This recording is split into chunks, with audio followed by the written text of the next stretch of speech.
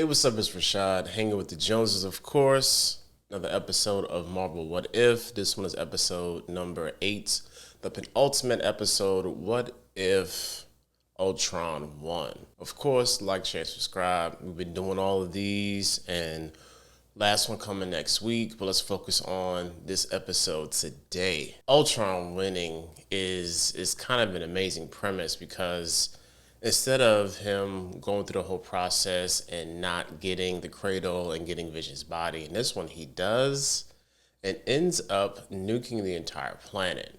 In the process, everybody basically dies, and we have two remaining people, and that is the group from Budapest, Nat and Clint.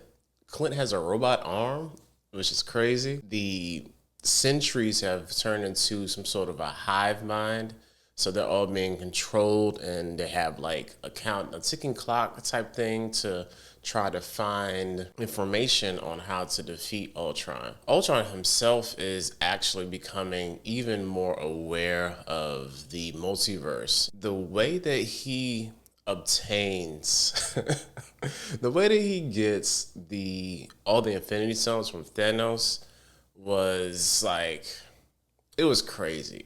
It was so fast. He dismantled Thanos with 5 of the stones in his hand. Because, you know, Thanos is going to come through monologuing and stuff, and he didn't give him no time. It was like, bam. Got all the stones.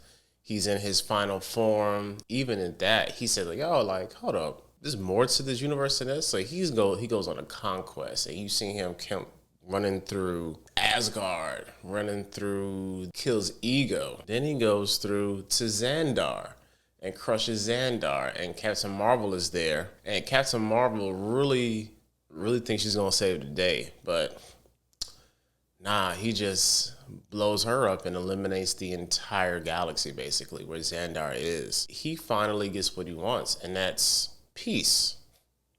Like, for him, peace really means quiet. But unfortunately, since it's still Ultron couldn't just be still. So between him waiting and being alone, the Watcher says he reached a new level of consciousness. And with that, he's able to, similar to Doctor Strange, able to hear the Watcher narrating in the background. He's like, man, who is this talking? And he ends up being able to break through to where the Watcher is, watching the multiverse in this sort of like shards of glass realm almost, which is very interesting. It looks like how the same type of design where Doctor Strange in the first Doctor Strange movie, when they made the little dimensions with like the glass, it looks the same way. He comes through and they have a fight. It's not looking good for the multiverse because he wants to make everything quiet, which is kind of productive to him being alone the first time. But you know, he's a program, and he has one mission, and that's to bring peace. So in the process of him bringing peace, it's crazy because there's this little montage of him fighting with with Uatu, and when he hits him, different universes pop up. Galactus reference. Yes. It's just really wild because like one time he hits him, turns to Wakanda. One time he hits him and it turns into like New York, and you see President Steve Rogers swearing in.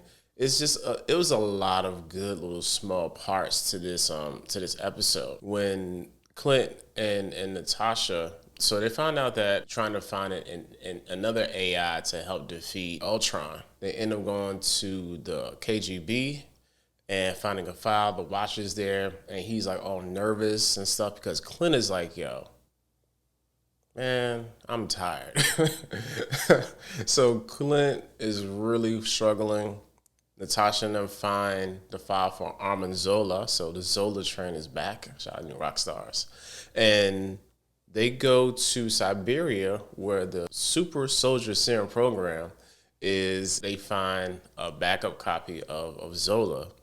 They put Zola back online. He's spewing his, Hydra nonsense. He's like, fam, like, we got the same goals here today, so I need you to cool out. End up putting him in one of the sentries, take him out. Clint ends up sacrificing himself in some sort of like heroic moment because he's tired. And the whole time they're trying to get Zola to get into the body so they can kind of infiltrate Ultron from the inside. But unfortunately, it really doesn't work because Zola tells him, like, he's not in this universe. He's not here. So the hive mind is for interstellar communication, as he said. So the only logical explanation is he's not here at all. And the crazy part, while this is happening, Uatu and Ultron are fighting. Uatu gets away and ends up going to the same little dimension where Evil Strange was.